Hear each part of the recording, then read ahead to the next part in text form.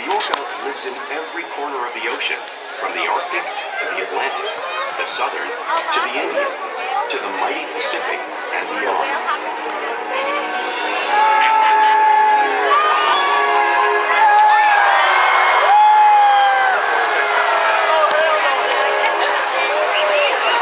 This whale story is the ocean's story, and it is one we all share.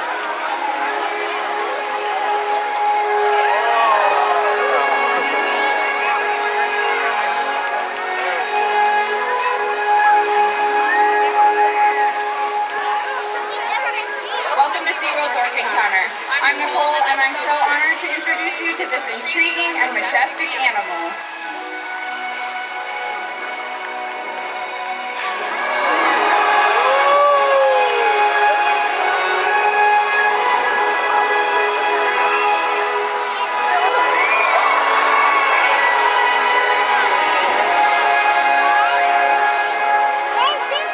There's nothing like seeing a killer whale up close and learning about them and their natural behaviors.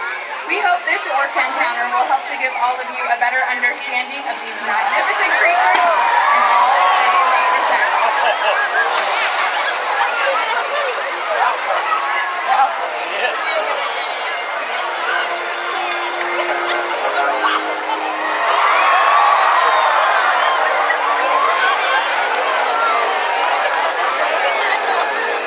Are you ready?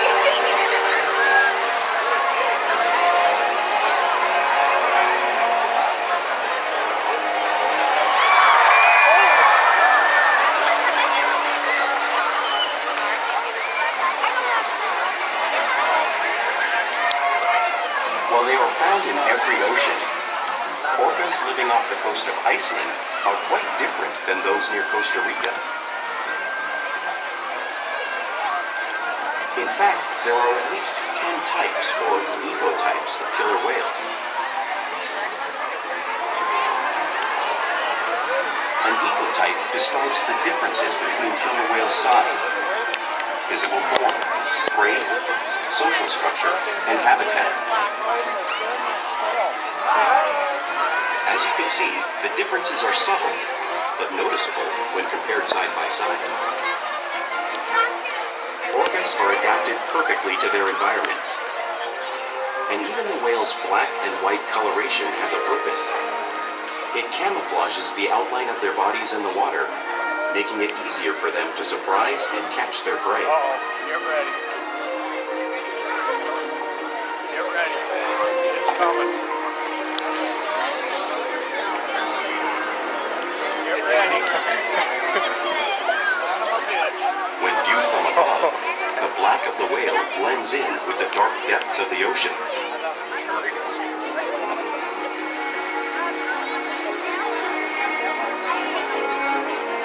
When viewed from below, the orca's white bellies match the brighter surface of the water, blending with the light above, giving them the perfect camouflage.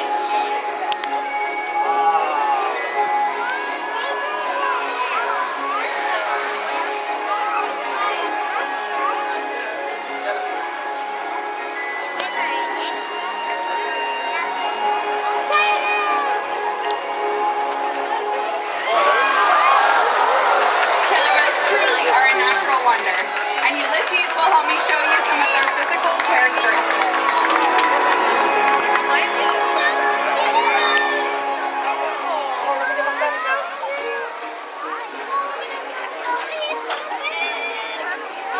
Their blowhole is perfectly designed for getting a quick breath at the surface of the water. Even the location of their eye works to their advantage. It looks like their eyes are located in this white patch, but that's a visual distraction. They're actually located in the black area in front of that white patch, camouflaged from thrashing prey. The fin on top of the whale's back is the dorsal fin, which helps stabilize orcas as they swim and can help regulate body temperature. Now these fins have no bones or muscles inside of them, which is sometimes why you see them curved. This is unlike the pectoral flippers on either side of the body, which are used mainly for steering and stopping. Now pectoral flippers have 5 bony digits inside of them, much like the human hand.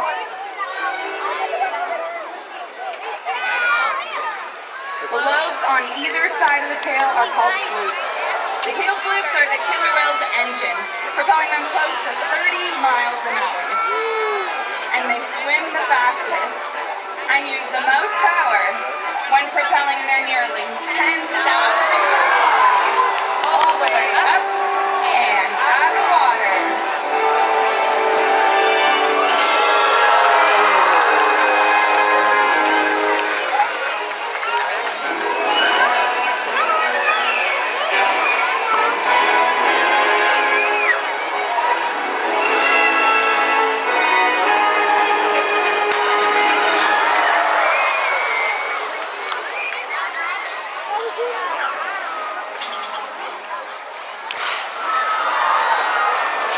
Are highly social animals with a well-defined social structure. An orca pod is always led by a female. Though just half the size of her male counterpart, she is in charge. It's all about attitude, not size. Because they live and work as a group, orcas need to communicate with sounds and body language. Orcas use clicks for echolocation or navigation.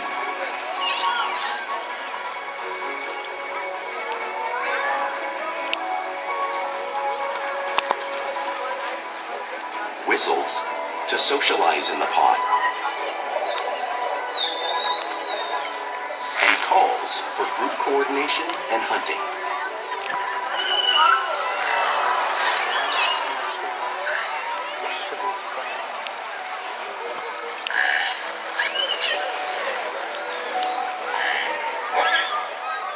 Vocal development studies here at SeaWorld show that early on, calves learn vocalization from their mothers. But as they grow, they learn from others close to them as well. This is a bottlenose dolphin call that Shuka learned and even taught other killer whales here at SeaWorld. In fact, orcas are the largest members of the dolphin family.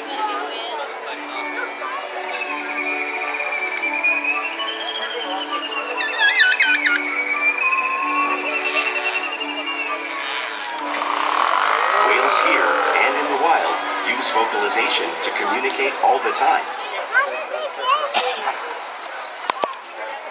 Like all animals, killer whales use body language as part of their communication. They use pectoral slaps at the surface to show dominance or to get noticed. For example, a mom might use a pec slap to get her calf's attention.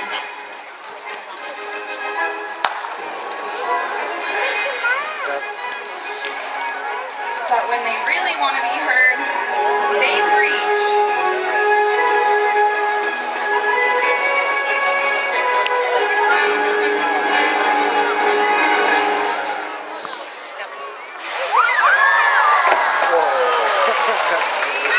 Spy hopping is how killer whales can coordinate and get a better view of their surroundings as they hunt.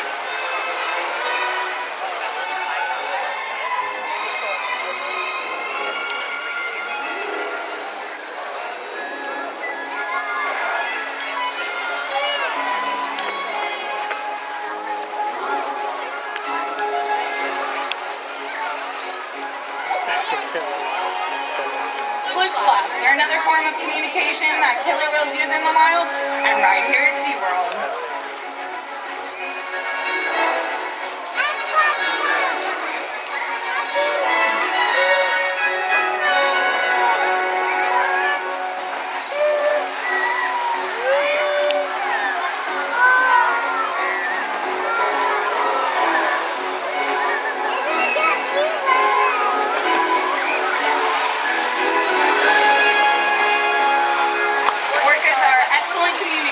So it's no wonder they're at the top of the ocean's food chain.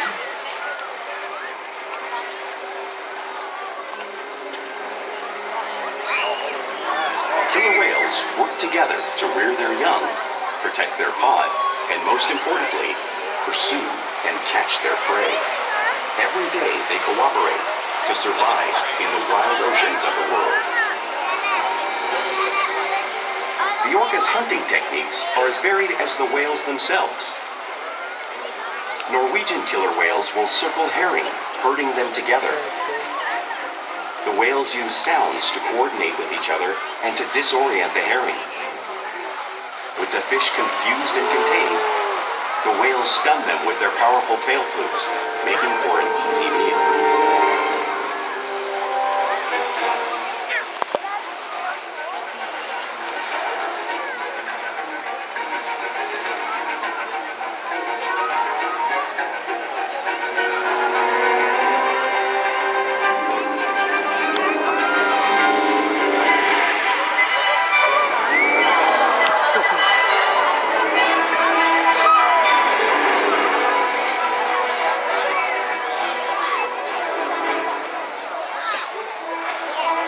Whales in the southern hemisphere will capture sea lions by pulling them right off the beach.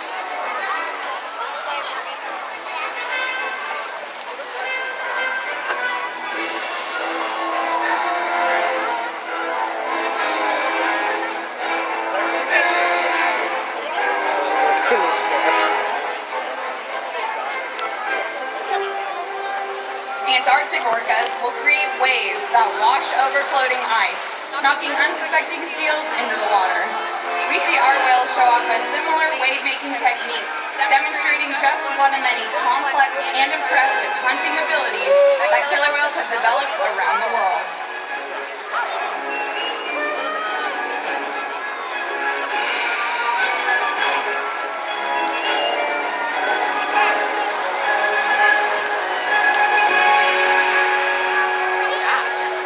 Now you've seen these waves crashing in front of you, but it's hard to imagine just how much water is displaced until you experience it for yourself.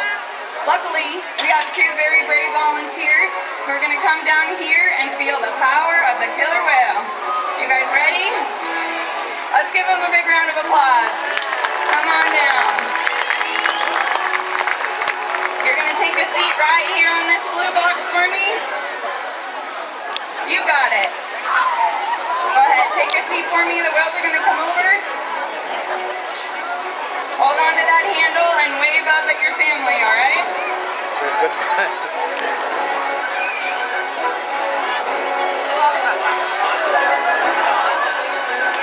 Looks like a couple of our whales are coming over to say hello. You guys holding on?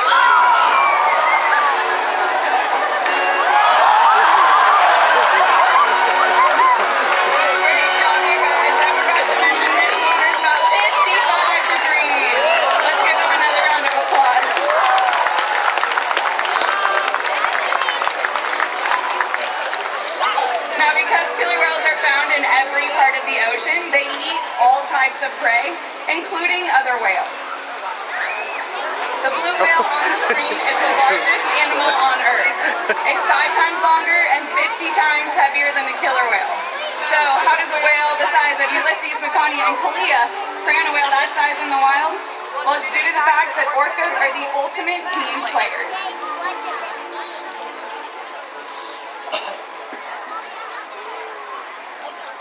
In this example, we see the larger male orcas surround a sperm whale, forming a perimeter, while the females continue to drive the whale forward until it reaches exhaustion. The calves then move in to join the adults in the group. Whatever their prey, killer whales always cooperate and hunt together, making them a highly successful predator.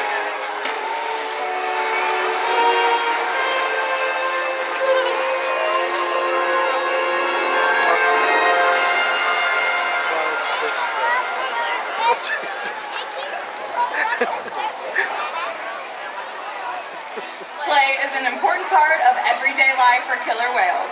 It's how they teach young whales to hunt and practice those skills as they grow. Orcas spend lots of time interacting and showing off their playful side, both in the wild and right here at SeaWorld.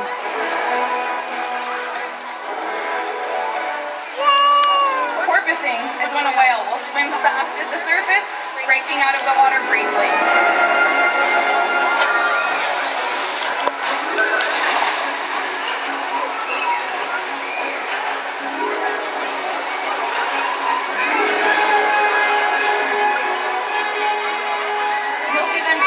Catching a ride in the wake of a boat, or when surfing in a wave.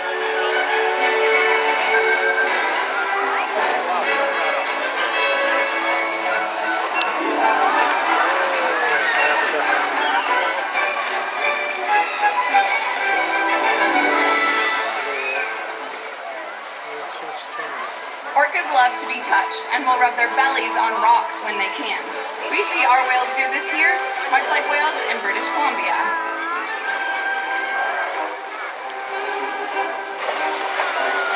Did that tell you?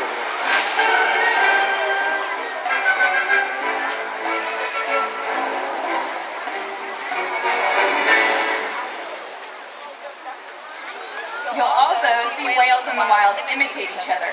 We see it here at SeaWorld all the time. The whales are always learning from and mimicking one another.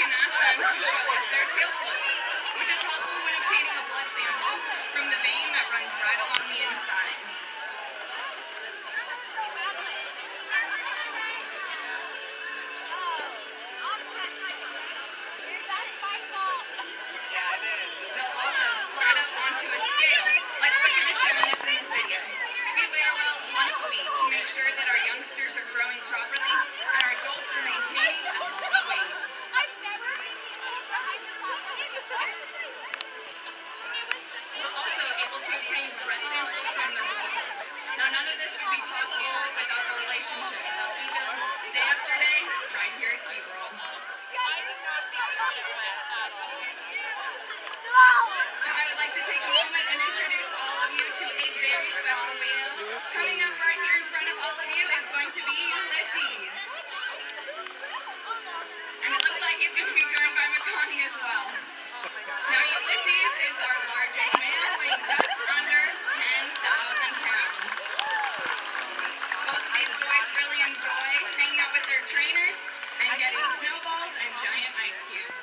They've also participated in many research studies that help protect their wild counterparts. We challenge our whales to learn new things every day to stimulate their minds. Diet, exercise, and of course play all help keep our whales in tip-top shape. The whales here at SeaWorld have helped killer whales in the wild by participating in many research studies. One ongoing study monitors the whale's heart rate and breathing to understand how marine noise pollution from ship engines and other sources affect wild populations. In another study, scientists from NOAA, the National Oceanic and Atmospheric Administration, took measurements of the killer whales living here, including pregnant whales.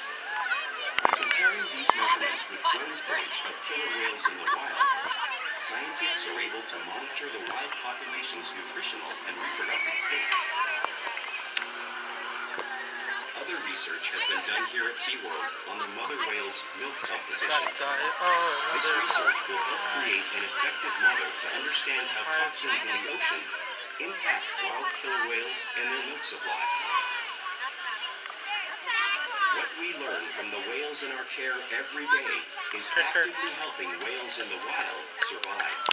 And just by being here today, you've supported our rescue, research, and conservation efforts all around the world. If we work together, like the killer whale, we can protect the future of the Orca and this beautiful planet that we all share.